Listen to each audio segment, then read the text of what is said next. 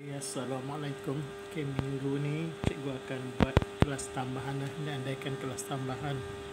Buka surat 260 buku teks, tersambung bab 8 kinematik gerakan linear. Tajuk ni tajuk pilihan untuk bahagian C, tapi kita tak tahu mungkin dia boleh keluar juga bahagian A ataupun kertas 1. Kita tengok pembezaan dalam kinetik gerakan linear. Kalau kamu perhatikan, kalau dibagi S sama dengan FT, S ni adalah sesaran. Kalau kita nak cari halaju, kita kena buat ds per dt. Halaju adalah V. Sebelum ni kita dah belajar S adalah sesaran, V adalah halaju.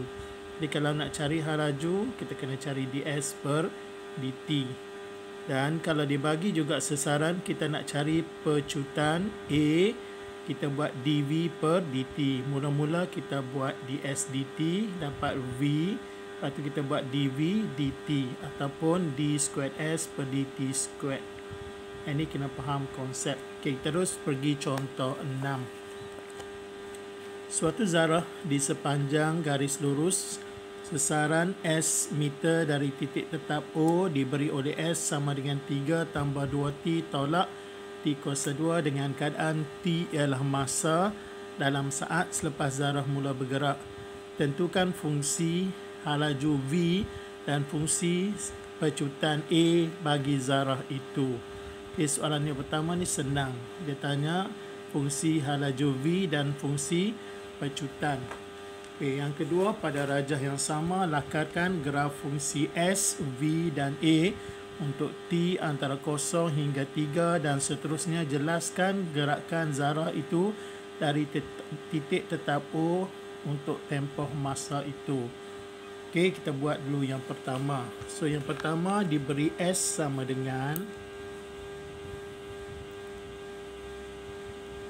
3 tambah 2T tolak T kuasa 2. Kita nak cari ds. Tengok belakang dia T, mestilah ds dt. Ds dt ni adalah V. Ds dt itu adalah V. Jadi kamu kena faham V itu adalah halaju. Ni 3 jadi 0, ini 2T, so dia jadi 2 tolak 2T. Ini adalah V. V adalah 2 tolak 2T. Untuk cari A adalah dV dengan dt. Di sini kamu akan dapat negatif 2. A adalah negatif 2. Selesai untuk soalan A.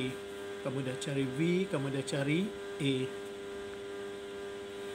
Untuk soalan B, kamu nak lukis rajah pada nak lukis pada graf yang sama, bukan lukis lakar. Lakar pada graf yang sama. Part sini adalah T dan part sini adalah yang pertama kamu cari S, yang kedua V dan yang ketiga A.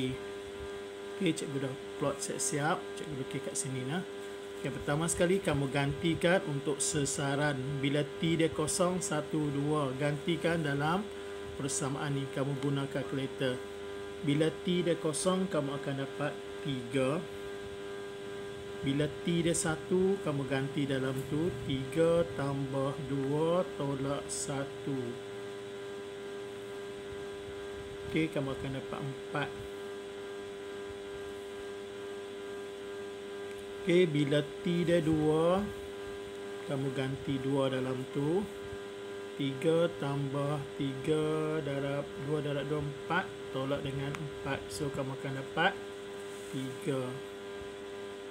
Dan seterusnya bila T dia 3, 3 tambah 6 tolak 9. Kamu akan dapat 0. Untuk yang pertama. Untuk graf V, bila T dia 0, kamu akan dapat 2. Bila T dia 1, kamu akan dapat 0. Bila T dia 2, 2 tolak 4 dapat negatif 2. Dan bila T dia 3, dapat 2 tolak 6 dapat negatif 4. Kamu tandakan pada graf. Cikgu tandakan yang pertama sesaran dulu. Kosong sini. 1 dia akan dapat 4. Lepas tu 2 dia akan dapat 3. Dan 3 dia akan dapat 0. So graf dia lengkung macam ni. Okey, graf dia dapat lengkung macam tu. Okey, ini untuk S. Untuk V, kosong dia dapat 2. 1 dia dapat kosong. 2 dia dapat negatif 2.